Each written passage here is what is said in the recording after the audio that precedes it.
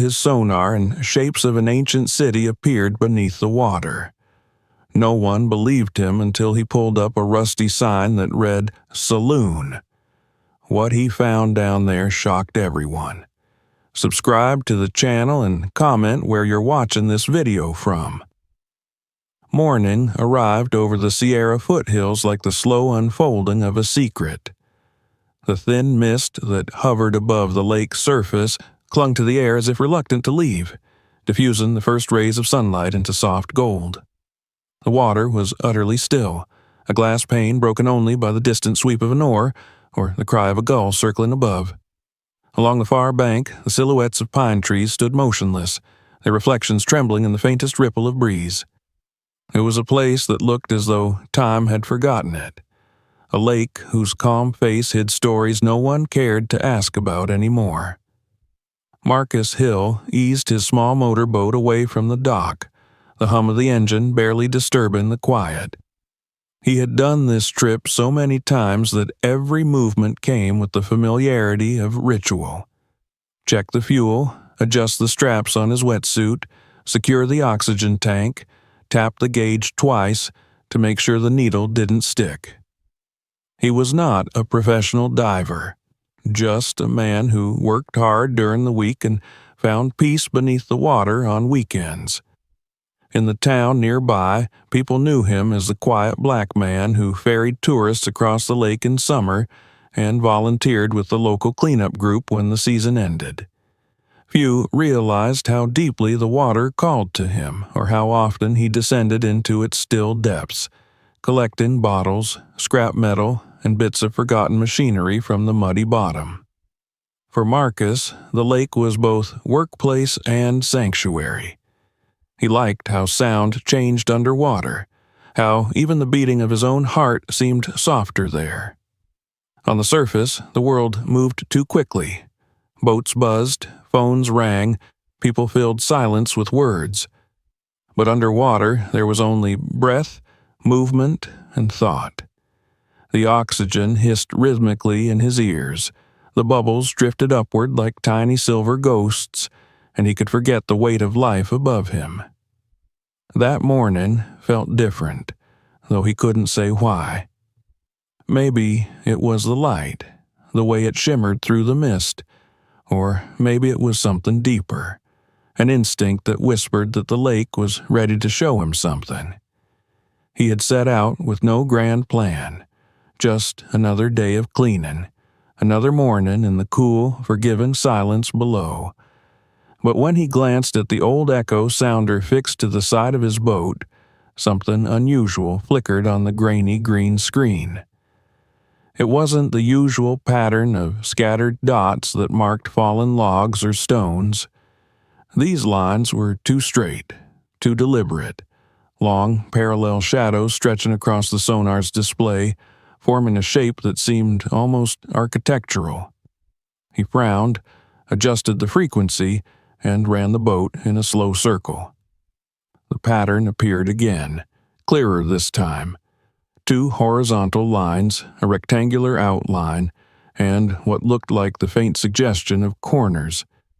It reminded him of a foundation, or a wall. He muttered under his breath, thinking it must be a glitch. The sonar was older than some of the tourists he ferried in summer, and its calibration sometimes slipped after cold nights. Still, curiosity pricked at him. He marked the coordinates on his handheld GPS and killed the engine. The sudden quiet was absolute.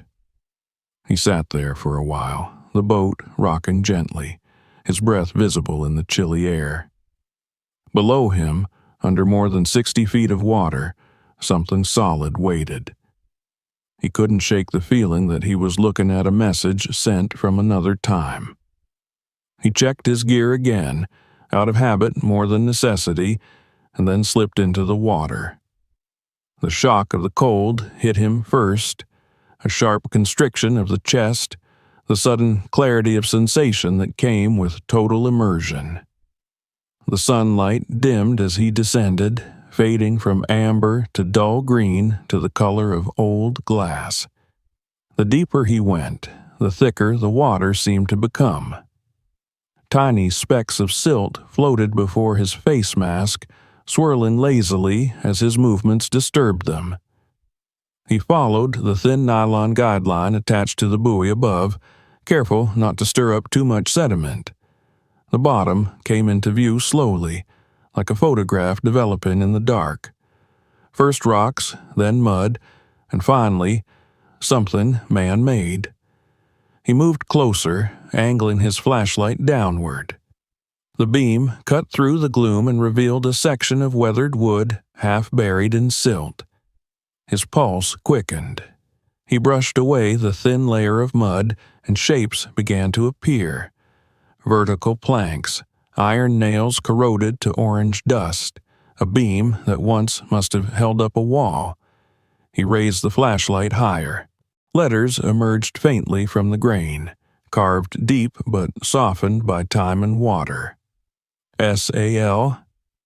He stopped, cleared away more silt with his glove, and read the rest. O-O-N. The word seemed impossible, a whisper from another century. Saloon. Marcus stared, frozen in the dim light. He had dived this lake for years and found everything from old fishing reels to lost anchors, but nothing like this. The structure extended farther than his light could reach. He swam along the beam, tracing the faint line of what might once have been a doorway. The wood was blackened, the edges softened, but the form was unmistakably human. He hovered there for a few minutes, recording everything with the small camera mounted to his wrist. He knew he couldn't stay long. His gauge already showed he'd reached the safe bottom time for this depth. Still, he hesitated to leave, as though afraid the moment would vanish once he turned away. When he finally surfaced, the world felt brighter and louder, almost wrong. The air stung his throat as he exhaled, clinging to the edge of the boat and letting his breathing steady. The mist had burned off, leaving the lake bare under the morning sun. He hauled himself aboard, stripped off his gloves, and stared at the GPS display. The coordinates blinked back at him, steady and silent. He jotted them down on a notepad, his hands still shaking slightly. He didn't tell anyone what he'd found. Not yet. The memory of the wooden sign and its ghostly letters felt too fragile to expose. People in town loved a good story, and by evening they'd turn it into a tale of treasure or hauntings. Marcus wanted to be sure of what he'd seen before sharing it. That night, at home, he plugged his camera into the old laptop he kept for dive footage. The video was dark and grainy, but there it was. The edge of a wooden wall, the faint outline of the letters, the ghost of the past illuminated by the narrow cone of his flashlight. He froze the frame, increased the contrast, and the word came into sharp focus. Saloon. He leaned back in his chair, heart pounding again. What would a saloon be doing at the bottom of this lake? He knew the area's history in broad strokes, the gold rush towns, the mining camps that came and went, but he'd never heard of a settlement directly beneath these waters. He tried searching online, but nothing useful came up.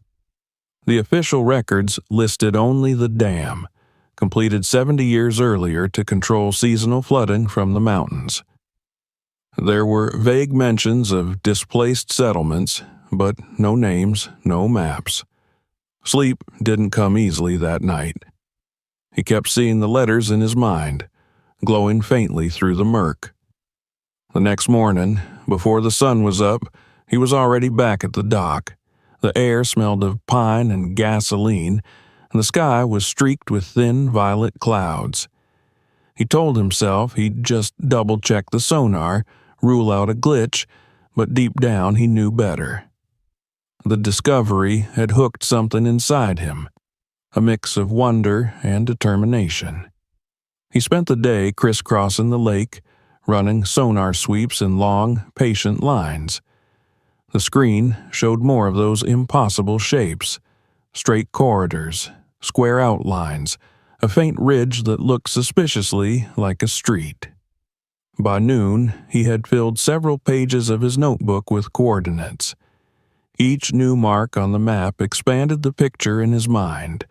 A submerged town, intact beneath the water, sealed away like an artifact in a glass case.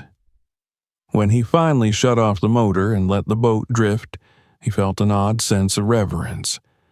The lake stretched around him, its surface smooth and indifferent, yet beneath it lay a history that no one remembered. He imagined miners and merchants walking the dusty main street, the clang of hammers, the jingle of spurs, the laughter spilling from that very saloon whose remains now slept in the dark. The thought gave him chills. That evening, back at the dock, one of the older fishermen called out to him.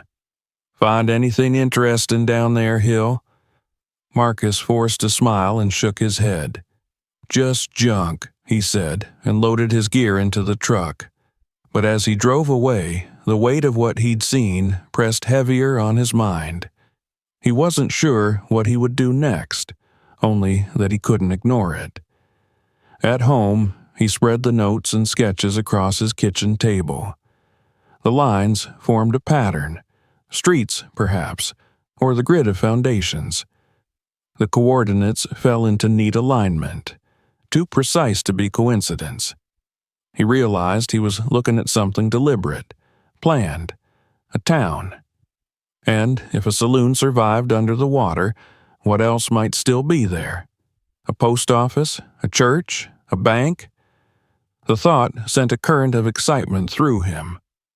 He traced the map again, adding landmarks from what little he knew of the area's past.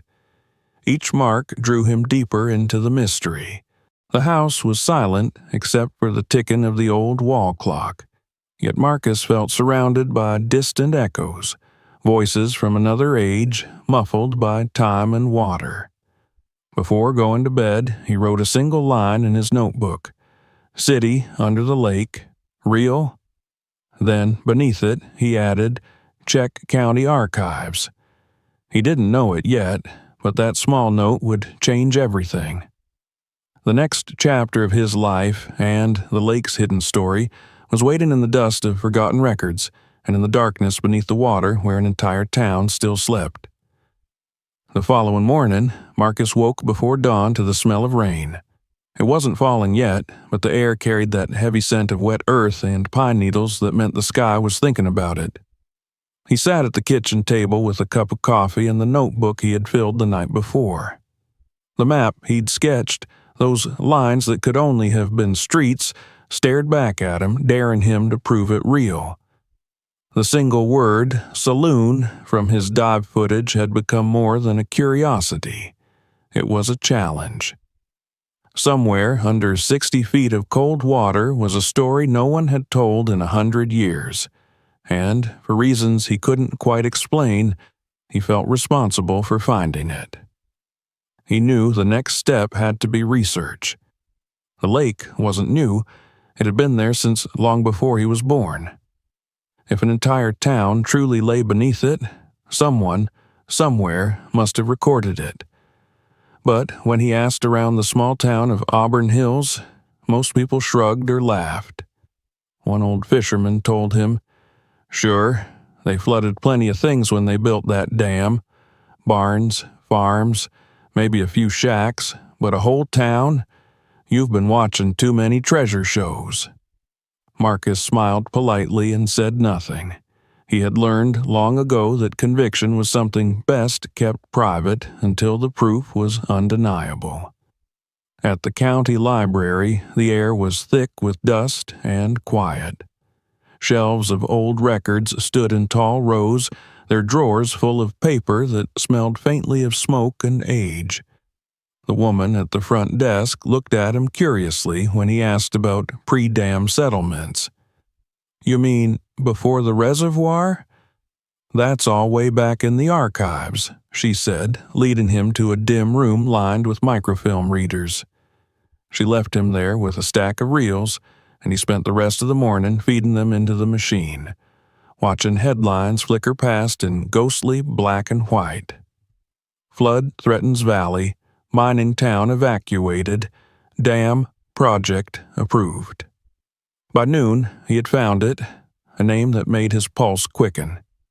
El Dorado Valley Township, founded 1849. The article was brief, written in the clipped, factual tone of 19th century journalism, but it confirmed what he needed to know. El Dorado had been a bustling mining town, one of many born during California's gold rush. There were saloons, a post office, 2 churches, a bank, and even a dance hall. But after a series of disastrous floods in the early 20th century, the government built a dam across the valley to protect Sacramento downstream. The water rose and the town disappeared. Marcus leaned back in his chair, reading the article twice. The name El Dorado seemed almost too perfect, as if destiny itself had buried it there for him to find. Yet no map in the modern library mentioned it. He tried searching the online county database, but every record ended abruptly around 1941, the year the dam was completed. Beyond that, there was nothing but blue, a lake with no memory of the people it had swallowed. He drove that afternoon to the small county records building. It was one of those squat, sun-faded offices that still smelled of typewriter ink. The clerk, a man in his 60s with wire-rimmed glasses, listened to Marcus's request with mild interest. El Dorado Valley, you say?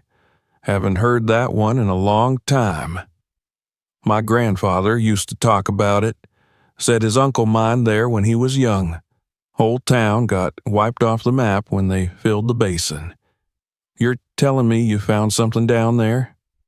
Marcus hesitated before answering. Maybe. Wooden structures. Looks like part of a building. I just want to learn more before I jump to conclusions. The man nodded slowly and disappeared into a back room, returning a few minutes later with a rolled-up map and a box of yellowed folders. The map was dated 1938. When they spread it out on the counter, Marcus's breath caught. There it was, drawn in delicate ink. The winding river, the ridges, the valley labeled simply El Dorado.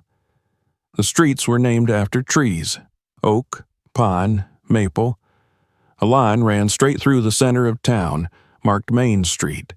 Near the edge, written in fading pencil, was a small square labeled Bank, the bank. The clerk smiled at Marcus's reaction. You're welcome to make copies, he said. Just be careful with the original. Marcus nodded, carefully photographing each section with his phone. When he left the building, the rain had finally started, a slow, steady drizzle that blurred the distant mountains. He sat in his truck for a long time, listening to the patter on the windshield, staring at the map. It was real. The coordinates from his dive lined up almost perfectly with the center of the old town. Over the next week, Marcus became a regular at the library. He devoured every scrap of history he could find: old ledgers, handwritten letters, black and white photographs of dusty streets crowded with miners and horses. He learned about Samuel Brennan, a shrewd businessman who had made his fortune not from gold, but from selling supplies to those who hunted it. He read about the floods that had finally doomed the valley and the decision to build the dam, sealing El Dorado beneath the water forever. The more he read, the stronger his obsession grew. The town began to take shape in his imagination. The clang of hammers from the blacksmith's forge, the piano music spilling out of the saloon, the laughter of women on balconies draped with bunting during the festival nights. It was as if the people of El Dorado were calling out to him from the depths, asking to be remembered. Yet, beneath the thrill, there was a quiet sense of responsibility. He wasn't just a diver anymore. He had become the custodian of something delicate. If he went public too soon, treasure hunters and thrill seekers would swarm the lake. He'd seen what that kind of attention did to other sites: artifact theft, broken relics, stories twisted for clicks. No, this had to be done carefully. He needed evidence strong enough to convince historians and scientists before word got out. He started upgrading his gear. His garage turned into a workshop littered with wires, batteries, and camera housings. He ordered a used underwater drone from a salvage yard in Nevada, its casing scratched, but the motor's still strong. He replaced the seals, rewired the control unit, and attached an LED floodlight scavenged from an old scuba rig. To power it all, he built a portable battery box using car parts and solar panels. He spent his evenings soldering connections and testing the system in a rain barrel behind his house, grinning each time the propellers spun. By the time the rain cleared, he had a plan. He would map the underwater area methodically, building a digital picture of what lay beneath. Using the drone, he could stay above the surface, safe from decompression limits, while capturing footage no human eye had seen in generations. He marked out the search grid on his printed map, dividing the lake into sections like a chessboard. The area around the old Main Street would come first. On the morning of the new expedition, he loaded the drone, sonar unit, and enough coffee to last the day. The lake was calm again, the surface smooth as slate. He anchored at his chosen point and powered up the equipment. The sonar began to pulse, painting its digital portrait of the unseen world below. For the first hour, nothing unusual appeared, just ridges of silt and scattered debris. But then the screen showed a shape too precise to be natural. Two parallel lines evenly spaced, running across the display like the edges of a road. He cross-referenced the coordinates with the map. It matched Main Street. He launched the drone. Its propellers whirred softly as it descended, the video feed flickering on his tablet. The image was murky at first, just drifting particles and the vague outlines of rocks. But then the light caught something square and flat, a wall, wooden, half collapsed but unmistakable. He adjusted the camera angle and saw another wall connected to it, forming a corner. He was looking at a building. The drone glided forward, and the structure grew clearer. Wooden beams, a window frame, a door hanging from one hinge. He swallowed hard. The saloon hadn't been a fluke. He continued along the grid, the footage recording steadily. More shapes emerged. Stone foundations, the remains of a fence, what looked like the skeletal frame of a wagon.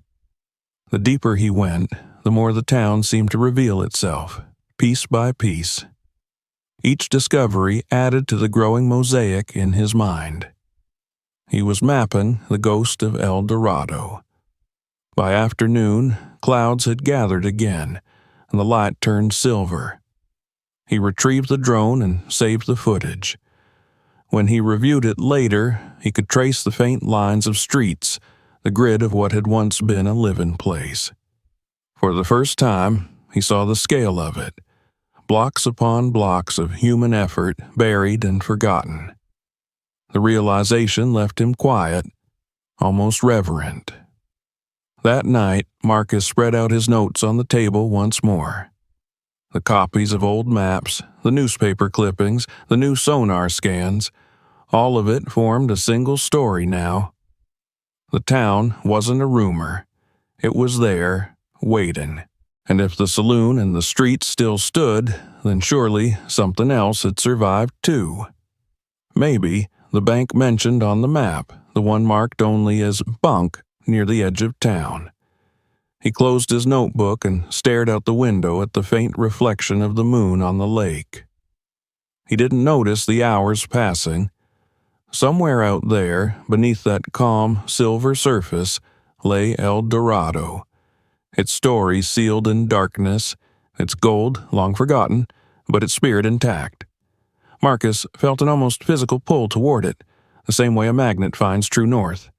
He knew he wouldn't rest until he saw more, and though he didn't yet understand the risks of what he was beginning, he sensed that the journey ahead would be far larger than anything he'd ever imagined.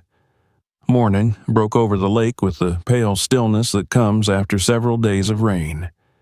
The air was washed clean, the pines stood dark and sharp against the sky, and the water reflected everything like polished glass.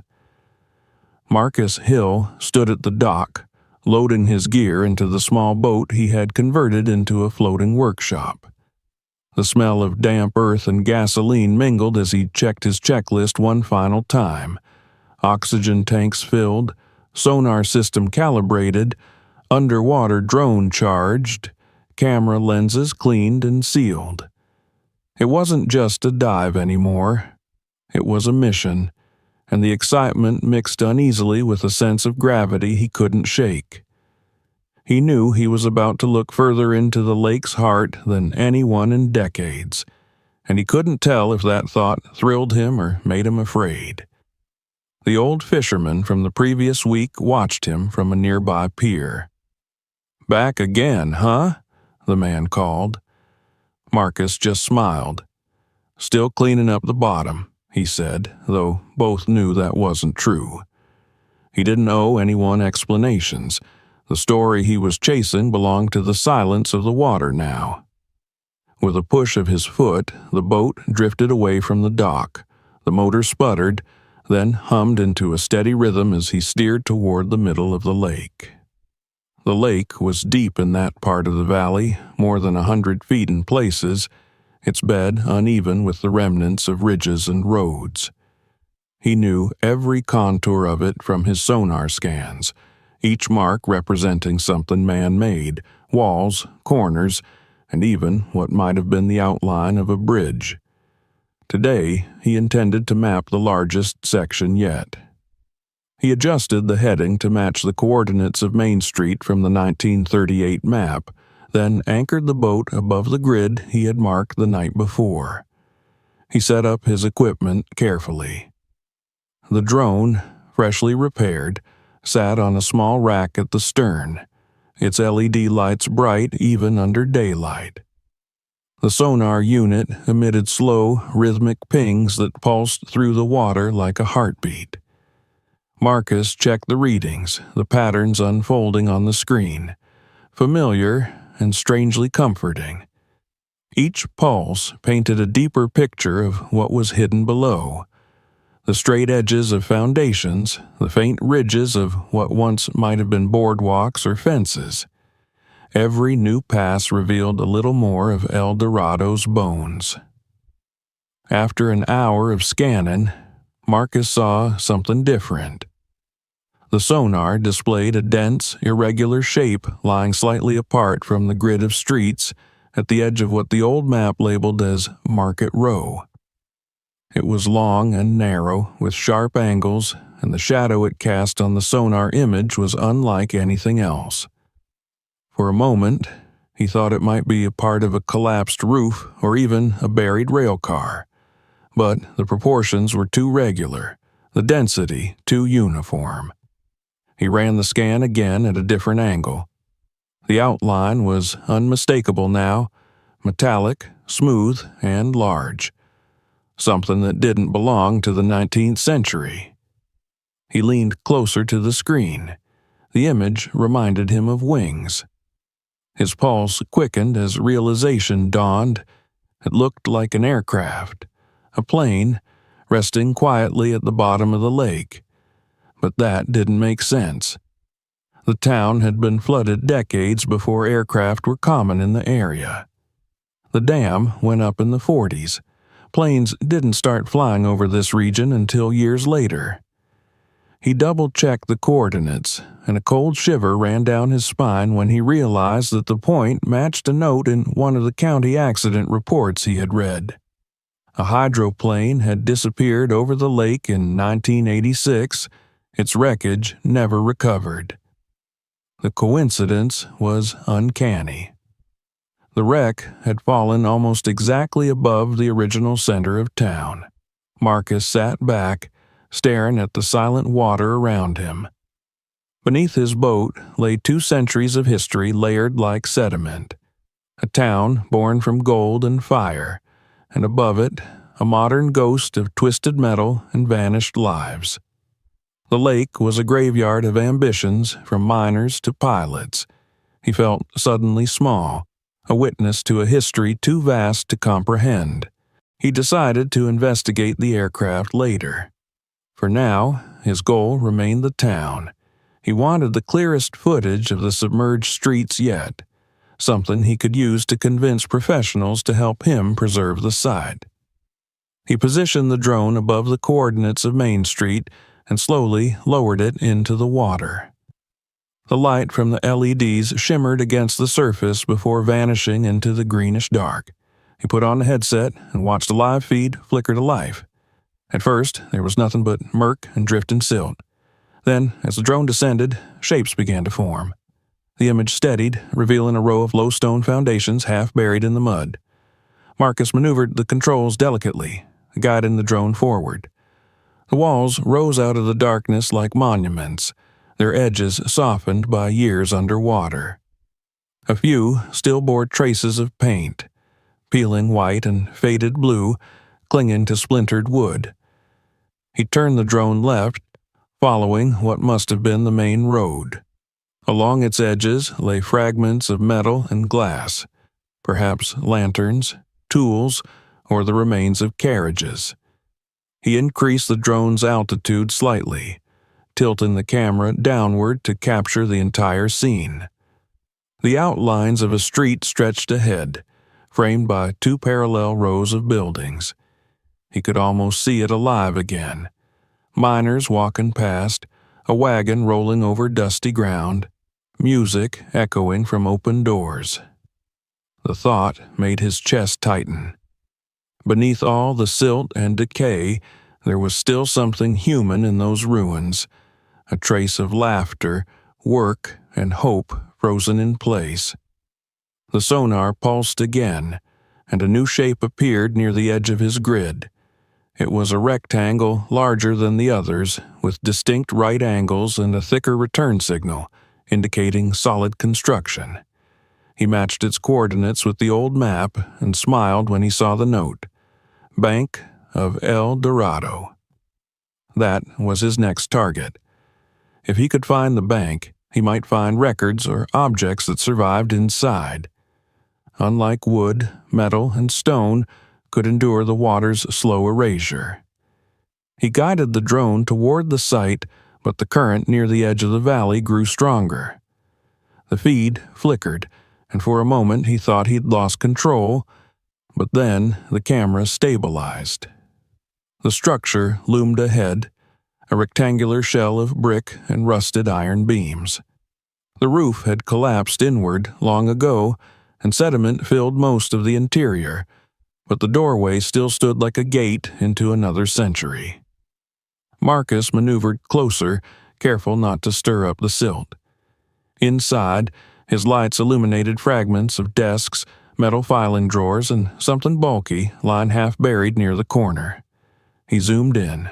It was a safe, heavy, corroded, and sealed. The letters on its surface were nearly gone, but the faintest trace of engraving still caught the light. Bank of El Dorado, established 1849. The sight left him breathless. It was one thing to know history from books, and another to see it lying silent before your eyes, still guarding whatever secrets it once held. He wanted to touch it, to open it, but he knew he couldn't from here. The drone wasn't built to move something that heavy. He surfaced the drone and leaned back in his seat, the screen still showing the ghostly outline of the bank below. For a long time, he didn't move. He imagined the men who once stood behind that counter, counting gold coins while storms raged above, never knowing their entire world would one day vanish underwater. He thought of the names he had read on old documents, of the hopes that built that valley, and he felt a strange kinship with them. people chasing something just out of reach. By the time he returned to shore, the light was fading. The lake had turned dark blue, the first stars glimmering on its surface.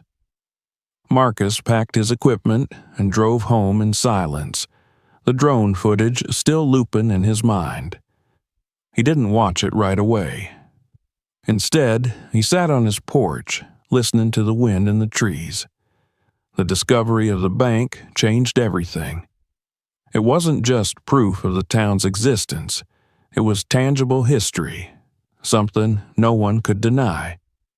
That night, he reviewed the recordings frame by frame. The safe glowed faintly in the light, the engraving clear enough to read. Around it, the silt seemed undisturbed, as if the water itself respected what was buried there. The more he watched, the stronger his curiosity grew. What was inside? Gold? Documents? Or perhaps nothing but rusted emptiness? Still, he knew he couldn't leave it alone. He began sketching plans to retrieve it, a small salvage operation using lift bags and pulleys, the kind used for underwater recovery. It would be dangerous, especially alone, but if he managed to bring the safe to the surface, it would be the definitive proof of El Dorado's story. Over the next days, he prepared meticulously. He reinforced his equipment, checked the weather, and calculated the lift capacity he'd need. He even consulted a few diving manuals on the physics of buoyancy and sediment pressure. It wasn't just excitement driving him now, it was purpose. He felt as if fate had handed him a responsibility, one that extended beyond his own curiosity. On the morning he set out again, the lake was eerily calm, mist hung low, softening the edges of the world. He reached the coordinates of the bank and slipped into the cold, steady quiet of the depths. The descent was smoother this time, guided by the tether line he had placed during his last visit. The visibility was low, but he knew the way by memory. The slight dip where Main Street curved, the ridge that marked the edge of the old square, the faint shimmer of brick under his flashlight. When he reached the bank, he could see the safe waiting in its corner, motionless, unchanged. He attached the lifting straps carefully, his fingers numb from the cold. The work took time. Every motion had to be deliberate. When he finally inflated the lift bag, the safe shifted slightly, stirring a cloud of silt. For a moment, he thought it wouldn't move, but then it rose, slowly, like something reluctant to leave the past. The tether line tightened as he guided it upward, steadying its ascent. The strain on his arms was immense, his breath loud in his helmet, but he didn't stop.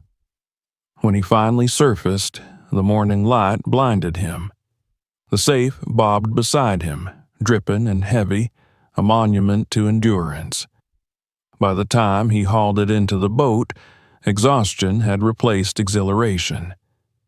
He sat beside it, water streaming off his wetsuit, staring at the corroded metal box that had survived fire, flood, and time. The world felt suspended, as if even the wind had paused to watch. He didn't open it immediately. He wanted the moment to last, the proof of discovery, the knowledge that something long buried had finally come home.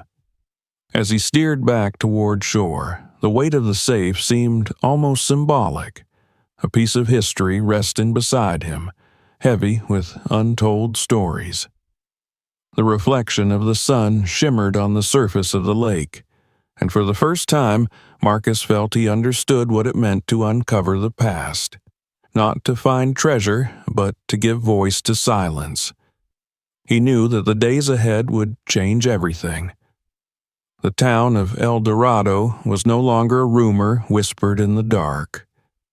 It was real, and it had chosen him to be its witness. When Marcus awoke the morning after raising the safe, the world outside his window seemed unnaturally bright. The sun filtered through the curtains in slanted gold beams, and the air carried that peculiar crispness that follows a night of wind. His muscles ached from the previous day's effort, but his mind pulsed with restless energy. In the garage, the safe sat like a sleeping beast, its rusted surface gleaming faintly under the light of a single bulb. He hadn't dared open it yet. Part of him wanted to savor the moment, to hold on to the mystery for just a little longer. He made coffee and stood for a long while staring at the heavy box. It looked ancient, its corners eaten away by decades underwater, yet it felt indestructible, defiant. The embossed words Bank of El Dorado were still visible beneath the corrosion. He imagined it sitting proudly in a small-town office a century and a half ago, the manager locking it at night while the miners down the street drank and laughed in the saloon. Every dent, every scrape carried the weight of lives long vanished. He fetched a chisel and a small hammer from the tool bench. As the first strike rang out, echoing through the quiet garage, it occurred to him that he was about to become the first person in more than 100 years to see what lay inside. The thought filled him with a strange reverence. He worked patiently, chipping away the outer layer of rust until the metal beneath began to yield. When the latch finally gave, the door creaked open with a slow groan, releasing a faint smell of mud and iron. Inside was not gold, not the glittering wealth of legend, but something far more human. A stack of ledgers, their pages fused together into a solid mass. A few metal coins, oxidized beyond recognition. A tin box sealed tight, and at the very bottom, wrapped in layers of oilcloth, a flat rectangular object that shimmered faintly when he lifted it into the light. He unwrapped it carefully, his fingers trembling slightly. It was a golden plaque, thin but solid, engraved with ornate lettering and a list of names. At the top it read, Founders of El Dorado, 1849. Marcus set it on the workbench and just stared. The names were beautifully etched, preserved almost perfectly despite the years underwater. He imagined the men and women behind them, the blacksmith, the preacher, the saloon keeper, the banker himself. For a long time he felt as though he could hear their voices again, murmuring faintly through the rush of his own heartbeat. It wasn't treasure in the traditional sense, but it was something infinitely more valuable.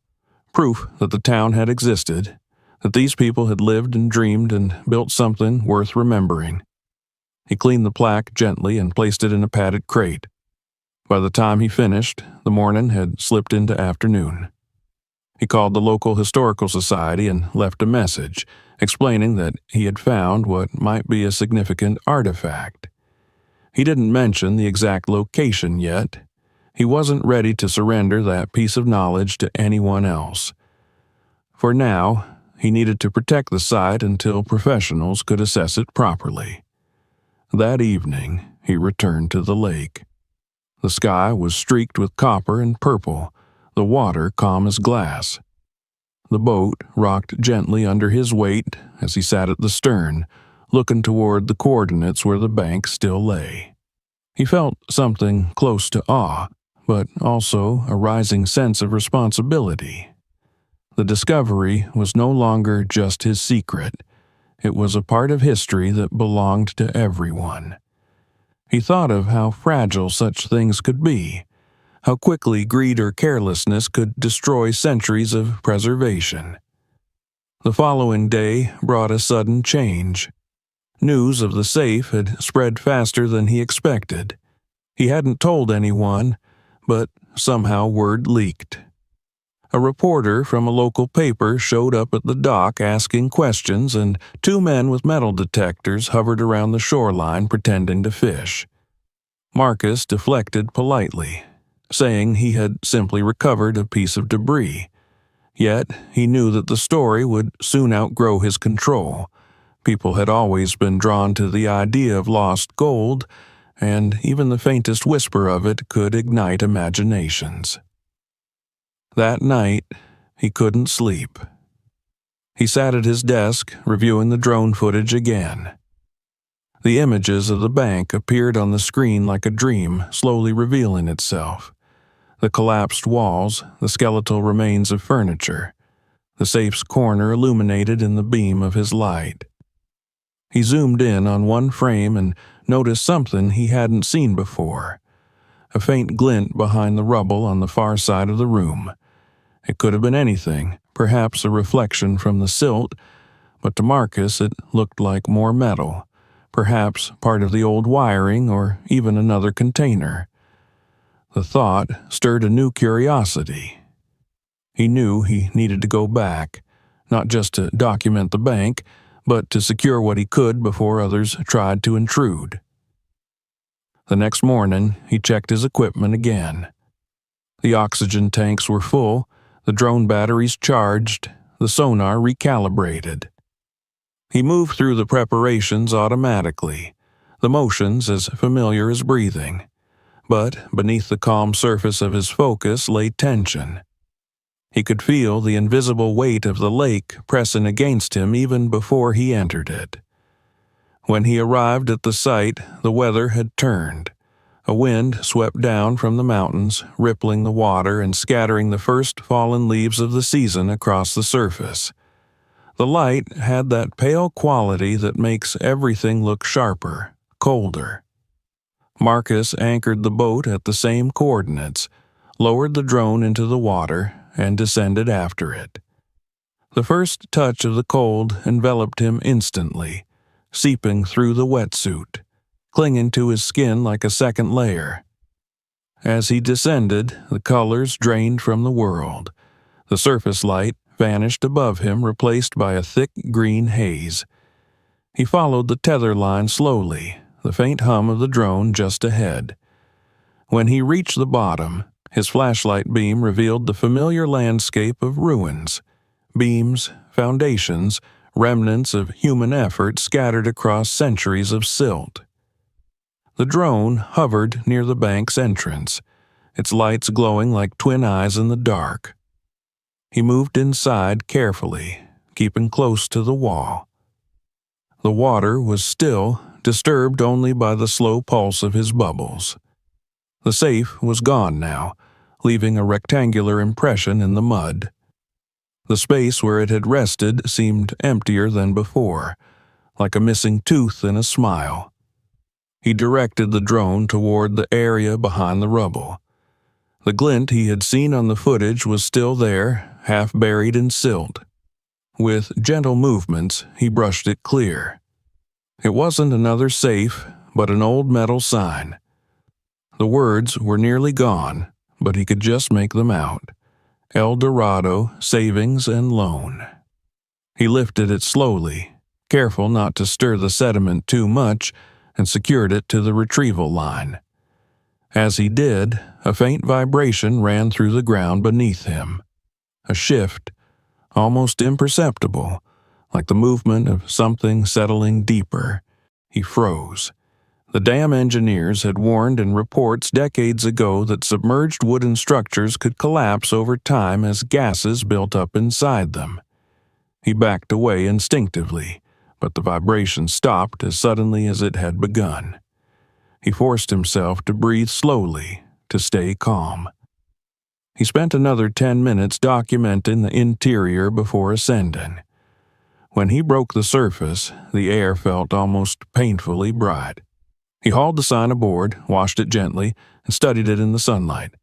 The letters shimmered faintly beneath layers of oxidation, proof of the craftsmanship that had once been a source of pride. He realized then that the people who had built this town hadn't thought of it as temporary. They had believed it would last forever. Over the following days, Marcus's discovery drew attention from beyond the county. Historians and museum curators began reaching out, curious about the plaque and the footage he had shared with the local historical society. The small museum in Sacramento offered to preserve the artifacts, promising controlled conditions to prevent further deterioration. Marcus agreed, but on one condition: the location of the town would remain confidential until proper studies could be done.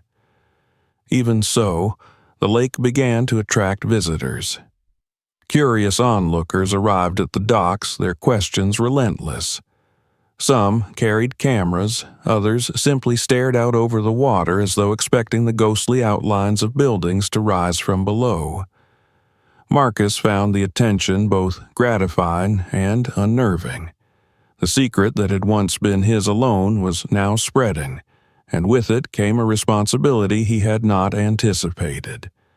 To distract himself, he turned his focus to the technical side of his work. He installed a new sonar unit capable of higher resolution scans and began mapping the rest of the submerged grid in sections. The process was slow and painstaking. Each pass of the sonar revealed more of the town's structure: the symmetrical layout of streets, the remains of what might have been a small bridge, and even faint outlines that suggested gardens or fenced yards. He realized the builders of El Dorado had possessed a remarkable sense of order and ambition. Late one evening, after hours of recording, he replayed one of the sonar sweeps and noticed something that made him pause. A cluster of signals near the southern edge of the grid, far from the bank, showed a dense formation of metal beams arranged in a pattern that looked almost modern. The outline reminded him again of the aircraft he had seen earlier. He double-checked the coordinates and confirmed that it was the same spot. The plane from 1986. The thought of 2 centuries colliding in the same underwater grave fascinated him. Perhaps the pilot, unknowingly, had crashed directly into the ruins of the old town, sealing both stories together forever. He debated whether to investigate the plane immediately or focus on finishing the mapping. In the end, he chose patience. The town had waited this long, and the aircraft wasn't going anywhere. For now, he would continue documenting the structures systematically. The discipline gave him peace, even as the pressures outside grew. One morning, a university archaeologist arrived unannounced at his dock. A woman in her 40s, sharp-eyed and pragmatic, introduced herself as Dr. Evelyn Cho. She had heard about the discovery and wanted to collaborate. Marcus hesitated. He had grown used to working alone, but her credentials and quiet professionalism reassured him. Together, they reviewed the sonar data, and she confirmed what he had already suspected. El Dorado was one of the most well-preserved examples of a 19th-century mining settlement ever found in North America. Their partnership marked a turning point. With her help, he secured funding from the university for more advanced scanning and environmental testing. They installed temperature probes, water sensors, and even small cameras to monitor the rate of decay in wooden structures. Every measurement deepened their understanding of how the town had endured so long beneath the lake. Marcus felt a strange satisfaction watching science validate what his intuition had already told him.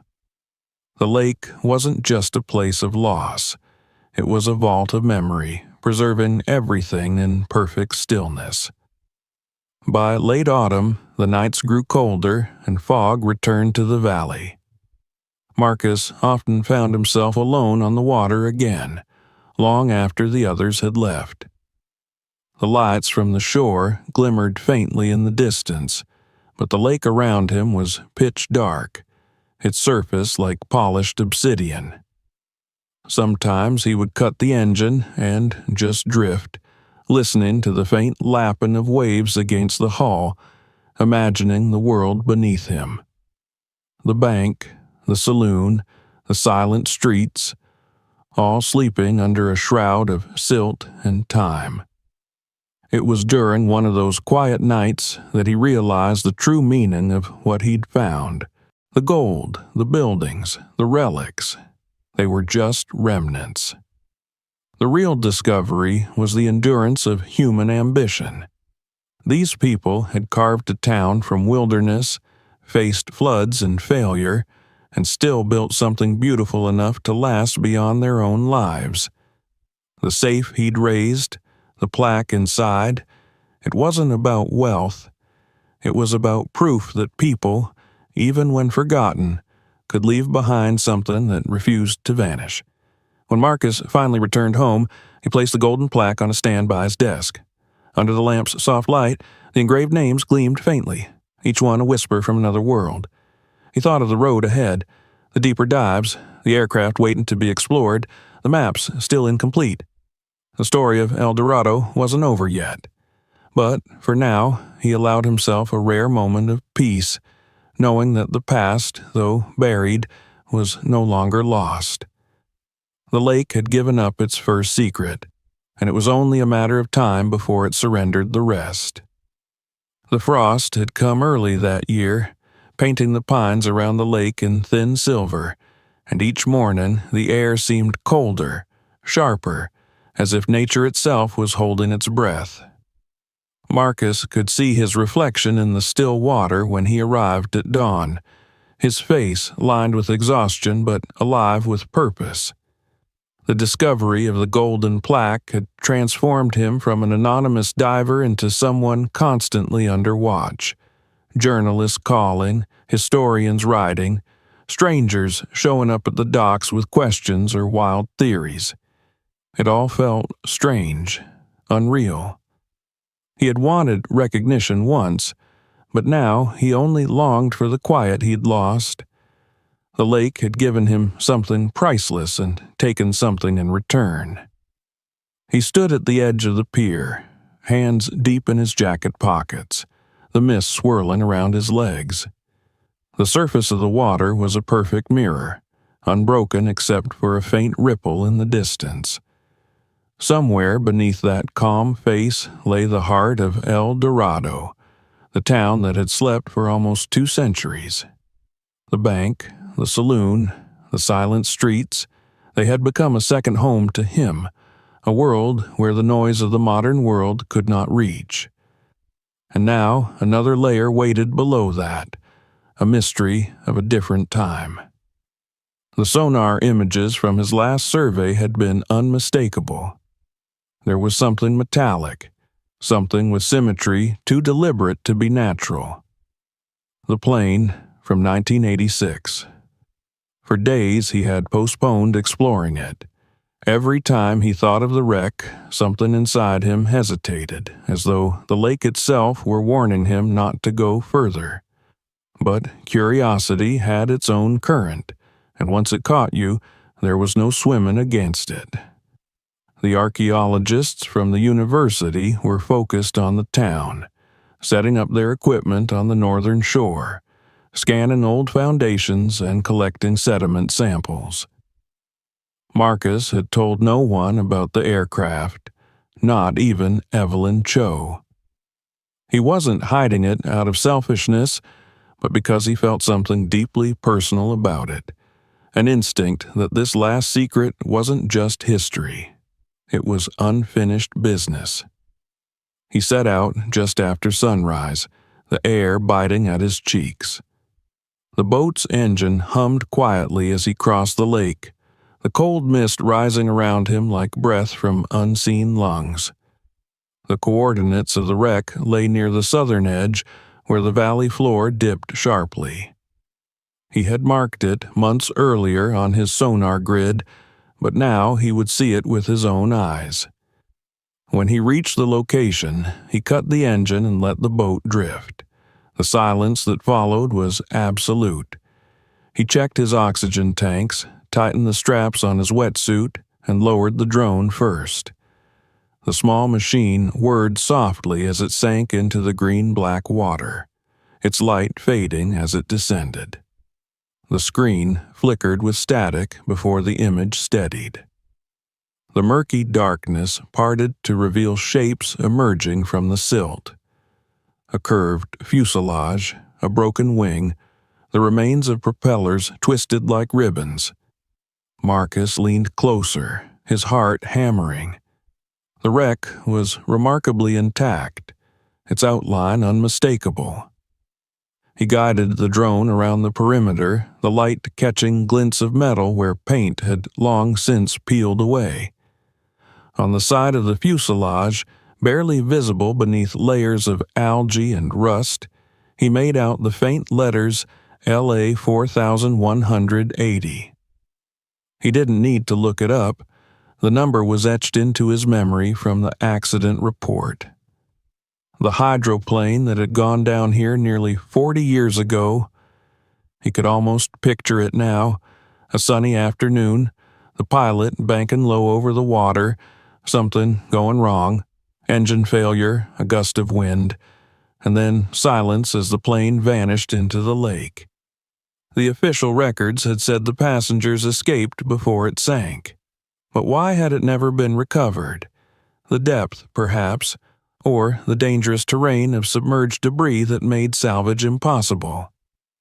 Still, the wreck had remained hidden all these years, just another secret added to the lake's growing collection. Marcus decided he needed to see it himself. He descended into the water, the cold biting into his skin even through the neoprene. The world around him dimmed until only the glow of his flashlight remained, a narrow cone of gold piercing the gloom. The drone hovered nearby like a silent companion. The descent was long, each meter feeling heavier than the last. When his fins brushed the soft silt at the bottom, the sound of his breathing seemed deafening in the stillness. He turned slowly, scanning the space around him, and then he saw it. The plane, resting on its belly, half buried in sediment, one wing twisted upward like a broken arm reaching for the surface. The sight was haunting. Time had stripped the aircraft to color, but not its form. The propellers were bent inward, the cockpit glass shattered. A single seat remained upright inside, draped in a film of algae. Marcus floated closer, careful not to disturb the silt. He shone his light through the broken canopy. There were still instruments on the panel, dials and levers corroded but intact. The wheel hung loosely, tilted to one side. He reached in, brushing aside a thin layer of mud, and uncovered a faded object wedged between the seats, a metal flask engraved with initials. HD. He stared at it through his visor, the weight of the moment pressing down on him. Whoever those initials belonged to had been a part of the last flight this machine ever made. He thought about the passengers, the panic they must have felt as the water rushed in, the desperate scramble to reach the surface. The reports had said all survived. Still, being down here among their final moments felt almost intrusive, like walking through someone else's memory. He moved along the fuselage, inspecting the torn metal, until something caught his light, a faint glimmer at the edge of his vision. He turned and saw a shape half buried in silt near the tail of the plane. It wasn't part of the wreck. It looked older, rougher, made of wood rather than metal. He brushed away the sediment with his gloved hand and felt the grain beneath his fingers. A plank, a beam, and below that, stone. His pulse quickened. The wreck hadn't just come to rest on the lake bed, it had crashed directly into the ruins of the old town. He followed the outline, tracing it along the ground until his light revealed a doorway, its wooden frame still standing, reinforced by stone blocks. Letters were faintly carved above the entrance, eroded by time, but still visible. He leaned closer, squinting through the murk. Post office. The plane had landed squarely on top of El Dorado's post office. The collision of centuries was staggering. 19th century craftsmanship crushed beneath 20th century machinery, both now entombed together in silence. Marcus spent the next hour documenting everything. He filmed the wreck from every angle, capturing the eerie juxtaposition of metal and stone, of past and present fused together by the weight of water. When he finally began his ascent, his arms ached and his air was running low. As he rose, he turned off his light for a moment and looked up. The surface was a faint shimmer far above, a thin, unreachable line of silver. For a fleeting second, he understood the lake in a way he never had before. It wasn't just water. It was memory made liquid, preserving everything that had ever touched it. He broke the surface, gasping, the cold air burning his lungs. The sky had turned overcast, the light dim and heavy. He pulled himself onto the boat, dripping and shivering, and sat for a long time staring at the ripples spreading outward. The plane's image burned in his mind. The broken wings, the initials on the flask, the buried doorway beneath. There was a pattern forming, though he couldn't quite define it. The town, the bank, the plane, all pieces of a story stretching across generations. He felt as though he had been chosen to witness it, to connect the fragments before they disappeared for good. That evening, he watched the footage on his computer. The drone's camera had captured every detail in startling clarity. The wreck shimmered like a ghost in the green water, its outlines slowly dissolving into the darkness. When the camera passed over the buried post office, he froze the frame. There, on the stone threshold, a small plaque was barely visible. He zoomed in, adjusting the contrast until the engraving came into focus. United States Postal Service, established 1850. His breath caught. The same year the town was incorporated. Somehow, even this small discovery felt profound, a symbol of connection between the living and the forgotten. He didn't sleep that night. Instead, he sat by the window, listening to the wind move through the trees. The reflection of the moon shimmered faintly on the lake, pale and trembling. He thought about how much of life rested on things unseen, the layers of history beneath our feet, the echoes of choices made long before we were born. The next morning, he would meet with Dr. Cho and show her the footage. Maybe she would see what he saw, that the past wasn't buried but suspended, waiting for someone patient enough to listen. When dawn came, he packed the hard drives, the recovered flask, and his notes. Evelyn arrived at the dock, bundled in a heavy coat, her breath forming small clouds in the air. She watched the footage silently, her eyes reflecting the blue glow of the screen. When it ended, she sat back, speechless for a moment. "You realize what this means?" she said finally. "We're not just dealing with a 19th century site anymore. This place is a palimpsest, a record of everything that's happened here, layer upon layer." Marcus nodded slowly. It's like time never stopped moving. It just changed direction. Over the following weeks, they began preparing for a joint expedition to map the entire southern section of the lake. The university provided funding for deeper equipment, including a submersible drone capable of descending below 100 meters. Marcus found himself both exhilarated and uneasy. Each new discovery seemed to draw them closer to something larger than archaeology, a truth about the way history repeats itself, leaving traces in unexpected places. One late afternoon, as he walked along the shoreline, he found an old woman sitting on a bench overlooking the water. She was wrapped in a shawl, her hair white as frost. When he greeted her, she smiled faintly. "My brother used to talk about this place," she said. "He worked construction on the dam back in the 40s. Said they never told the newspapers what really happened when the valley flooded. Whole families had to leave in a single night. Some never even packed. The water came faster than they expected." Marcus felt a chill crawl up his spine. Did he ever mention the name of the town? El Dorado, she said, her eyes distant. They thought the name was cursed. Gold brought them there, and water buried them. He thanked her quietly and walked back to his truck, the sound of her words following him like an echo. That night, he wrote them down in his notebook, underlined twice. Gold and water. Greed and consequence. It struck him that the lake had always been a mirror for human ambition. What people sought most was what ultimately consumed them. As winter deepened, Marcus spent less time underwater and more time cataloging his findings.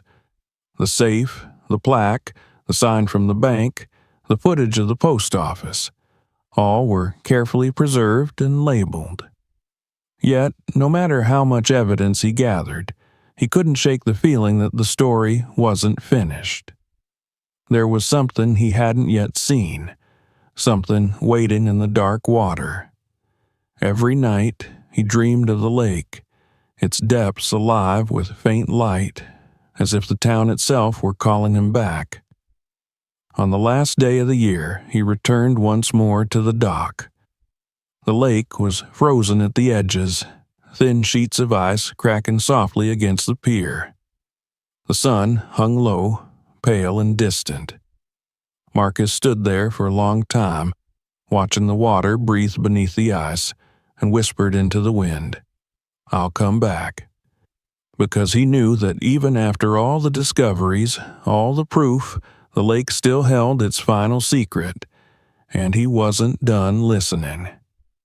The winter deepened around the lake, transforming the valley into a muted landscape of white and silver.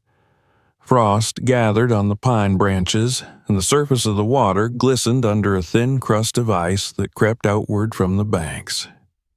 Marcus stood by the dock in the dim morning light, his breath hanging like smoke in the air. The world seemed to hold its breath with him, as if waiting for whatever came next. It had been weeks since his last dive, weeks since he had uncovered the plane and the buried post office beneath it.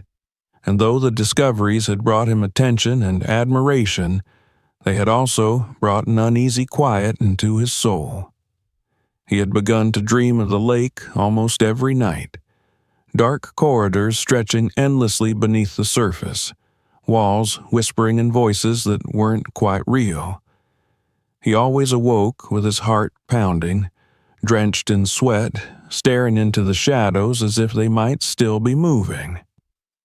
The university's research project had grown. Dr. Cho's team had set up temporary trailers on the North Shore, filled with equipment and monitors that hummed softly through the cold nights.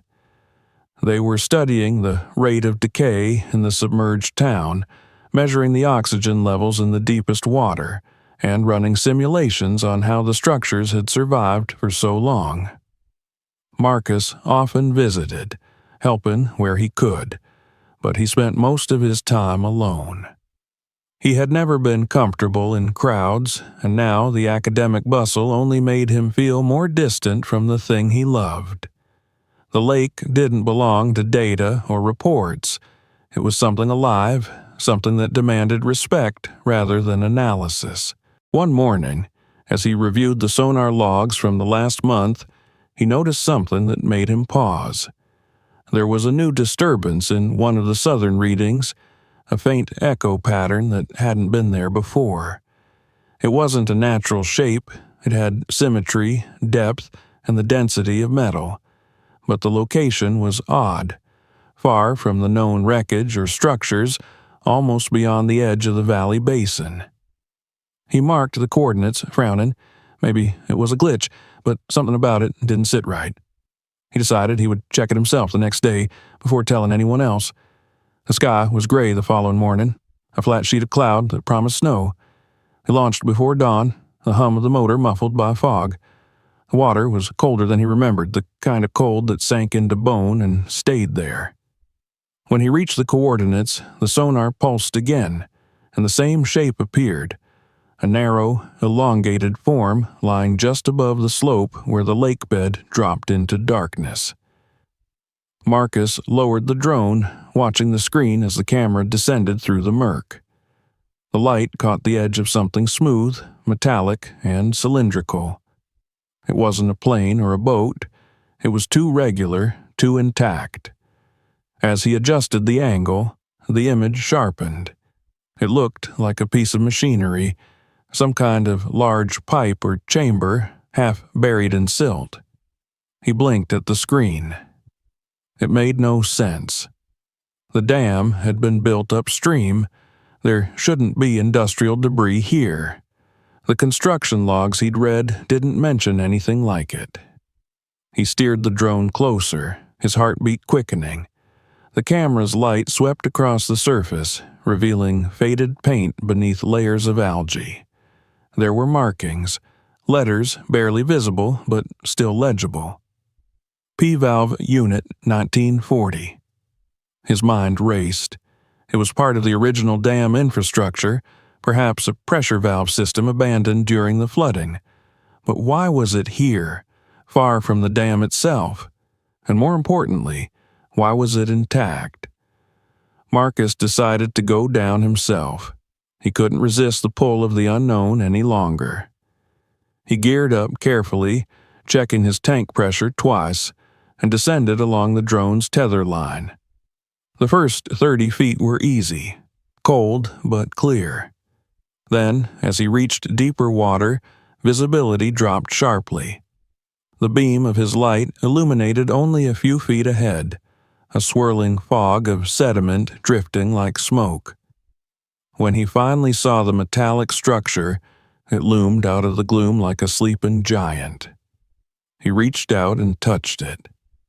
The surface was slick and cold, unbroken except for a seam running along one side. He followed it downward and found what looked like a hatch, sealed tight with rusted bolts. He brushed at the silt covering the hatch and froze. Beneath his glove, faint blue light flickered. For a moment, he thought it was a reflection from his own gear, but then it pulsed again, steady and rhythmic like a heartbeat. It wasn't bright, just a soft glow leaking through the seam. He leaned closer, his breath loud in his helmet. Could it be a chemical reaction? Some kind of trapped gas igniting under pressure? He couldn't tell. The glow faded, then returned, rhythmic and deliberate. He shivered, not from the cold this time, but from something deeper, a sense that the lake was not as lifeless as he had believed. He rose slowly, marking the coordinates in his wrist computer. The ascent felt longer than usual, the water pressing against him with invisible hands. When he broke the surface, the fog had thickened, swallowing the shoreline. For a moment, he couldn't tell which direction was which. The silence was total, oppressive. He pulled himself into the boat and sat trembling, staring at the ripples spreading outward from where he'd surfaced.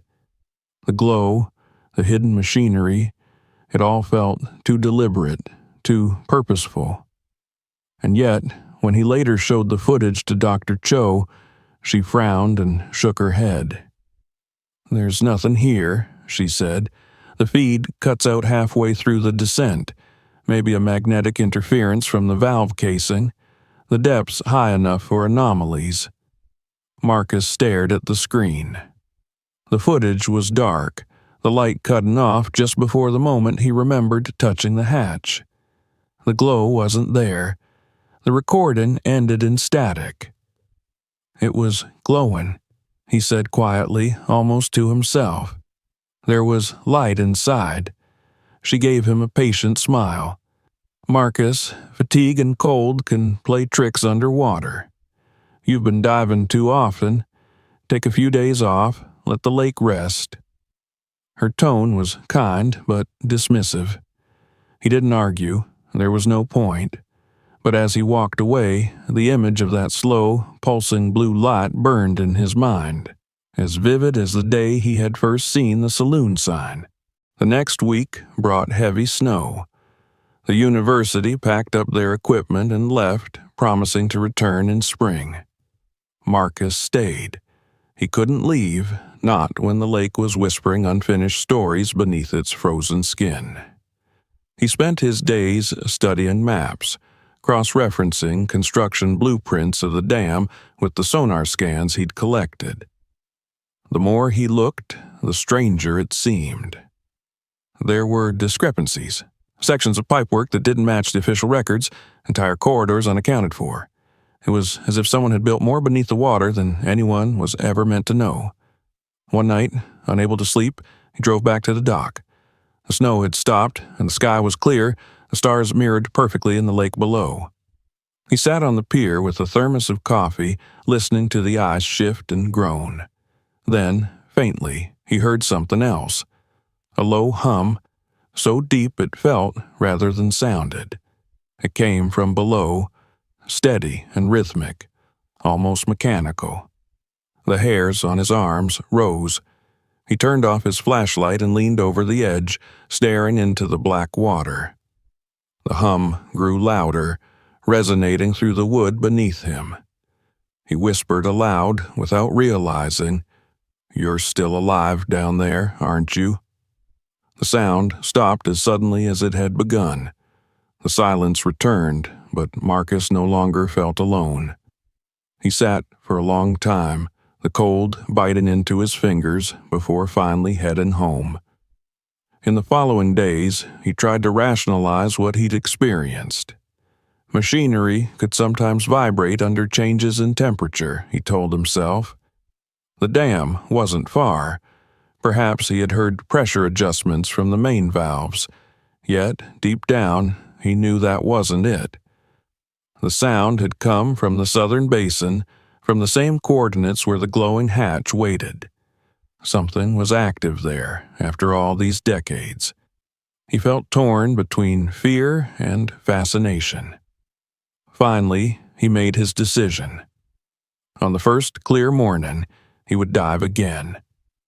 He would go deeper, stay longer, bring stronger lights and an auxiliary camera. He needed to see what the lake was hiding, not for fame or proof this time, but for himself. Because somewhere beneath all the mud and memory, beneath the wrecked plains and forgotten streets, lay a truth the water had been guarding for generations. As he prepared his gear that night, he caught sight of the golden plaque on his desk, the one from the bank safe. Its engraved names shimmered faintly in the lamplight. He traced them with his fingers, feeling the grooves like a pulse under his skin. Those people had built their world believing it would last forever. Maybe, in some strange way, it had. Perhaps the lake had simply found a different way to remember them. When he turned off the light and looked out the window, the moon was high and silver, casting a path across the frozen water. Somewhere down there, beneath the calm and the cold, something waited for him. He didn't yet know whether it would bring understanding or destruction, but he knew with absolute certainty that he would go back. Because the lake still had one more secret, and he was the only one willing to listen long enough to hear it. The last snow of the season melted quietly in the valley, leaving behind the scent of wet pine and thawing soil. Spring sunlight returned with cautious warmth, glinting on the edges of the lake like shards of broken glass. The ice had receded in slow, uneven sheets, and the water beneath was darker now, deeper somehow, as though the long winter had changed its mood. Marcus Hill stood at the dock again, his reflection distorted in the ripples. The fatigue in his eyes was more than physical. He had not truly slept since that night he heard the hum rising through the frozen wood. Something in it had felt alive, too deliberate to dismiss. He'd told no one. The research teams had long since packed up, leaving only quiet and wind behind, and he had spent the long, lonely months of winter replaying that sound in his mind until it became inseparable from his heartbeat. Now, the thaw had brought both opportunity and unease. He was ready to dive again, but this time not for artifacts or validation. What pulled him back was a feeling he couldn't explain, an unspoken debt to the depths that had kept him company when the rest of the world had gone silent. He packed his gear slowly, each motion deliberate, his gloves brushing the metal tanks as though memorizing them. The air smelled faintly of diesel and rust. He checked the oxygen levels twice, then once more, almost ritualistically. He'd rebuilt his lighting rig during the winter, fitted it with a brighter beam and reinforced its casing. If he found the valve again, the one with the glowing seam, he'd see it clearly this time. There would be no tricks of the eye, no technical excuses. The morning was cloudless, the lake flat and still. He launched the small motorboat and guided it across the water. The hum of the engine seemed intrusive in the hush of early spring, breaking the fragile silence. As he passed the spot where he'd first found the saloon 2 seasons ago, he slowed the motor. For a fleeting moment, he thought he saw the faint shape of the old roof below, a ghostly outline beneath the shifting light. He smiled despite himself. The town was still there, untouched, patient as ever. It had endured for generations, and it would outlast them all. The coordinates for the valve lay near the deepest point of the lake. The sonar flickered as he approached, its rhythmic pulses painting the unseen world below in bright lines. There it was again, the long, cylindrical shadow resting along the slope. He anchored carefully, lowered the drone, and watched the feed on the monitor. The camera descended through water so clear it felt unnatural, the sunlight fading slowly until everything turned the color of old glass. Then, as before, the smooth metallic shape emerged from the gloom. It was exactly as he remembered, unyielding and silent. But the hatch, the one that had glowed, looked different now. The edges were cleaner, less buried. The sediment had shifted, exposing more of the structure. He could see the bolts, the faint lines of paint still clinging to the surface. He hovered the drone closer. The camera light caught a faint sheen, a glimmer deep in the seam, just as it had months ago. He leaned toward the monitor, breath shallow. The glow returned, steady this time, pulsing with quiet rhythm, like the steady beat of a human heart. It wasn't illusion. It wasn't imagination. Marcus sat frozen, the world shrinking to that single impossible point of light. He didn't think, he simply acted. He switched off the drone's lights, put on his gear, and prepared for descent. The air hissed in his tank, a comforting sound. He checked his gauges, tightened the straps, and slipped into the water. The cold was sharper than he'd expected, cutting through the thin layer of neoprene like shards of glass, but the shock cleared his mind. The surface dimmed above him, and within moments there was only the deep hush of the lake. The silence was complete, broken only by the slow, rhythmic hiss of his own breath. He followed the tether line down, each kick of his fins drawing him closer to the dark shape below. The light from his helmet lamp carved a narrow path through the murk, shimmering against the suspended particles that drifted like dust motes in an endless hallway. The structure loomed ahead, larger than memory, its surface slick and alien in the faint glow. The blue light within the hatch was visible now, stronger, spilling through the narrow seam in soft, deliberate pulses. Marcus approached cautiously, one hand outstretched.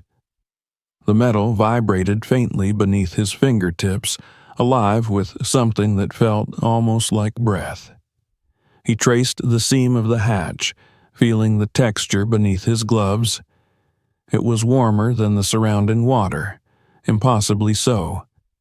He positioned the camera to capture everything, but a flicker of static passed across his feed.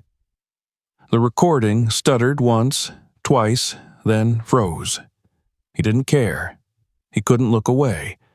He saw that the bolts securing the hatch were loose.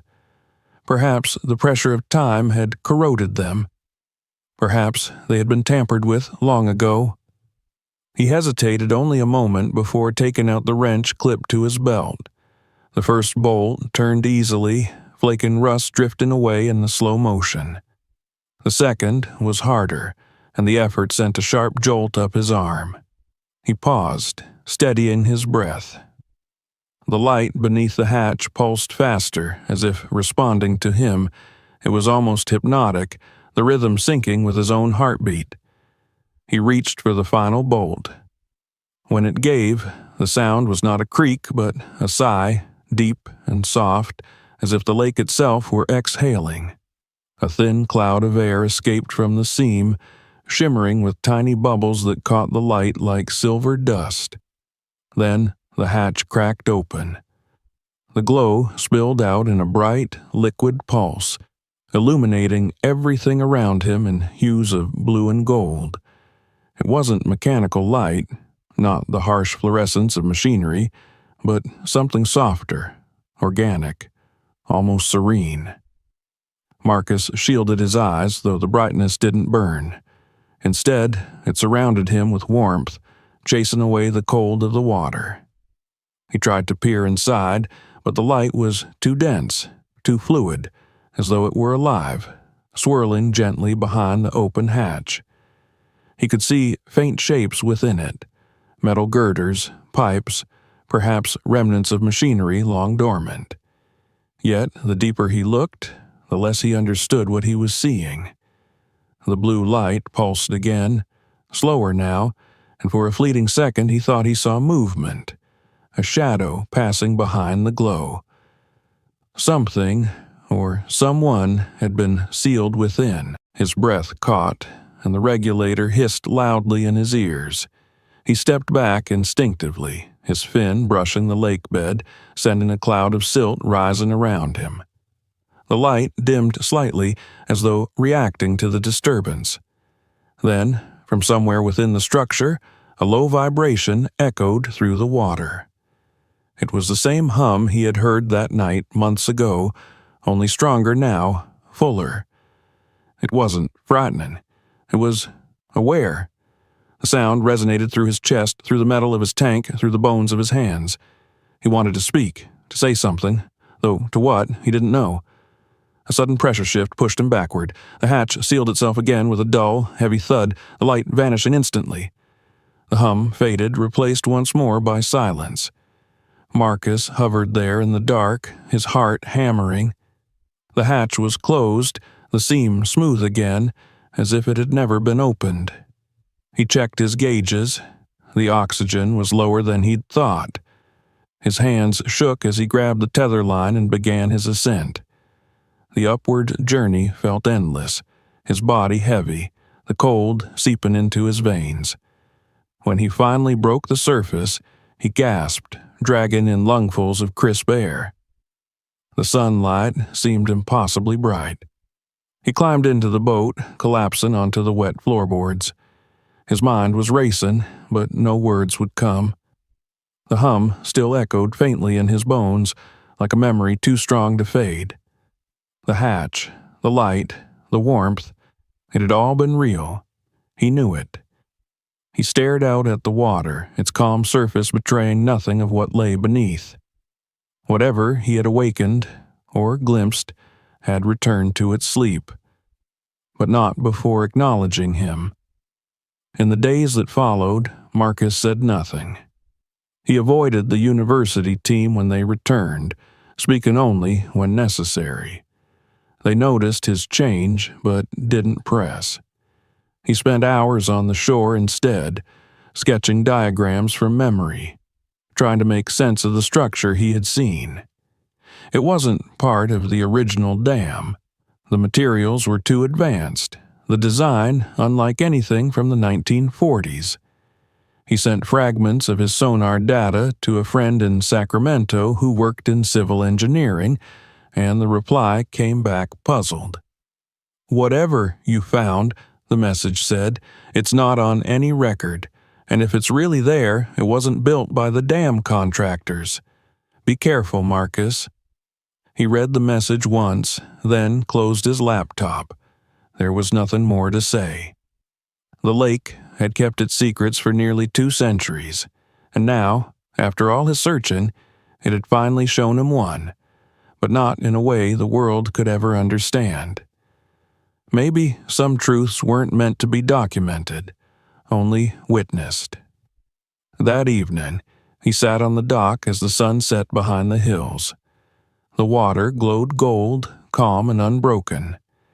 He dropped a small stone into it and watched the ripples expand outward, each one fading softly into the next.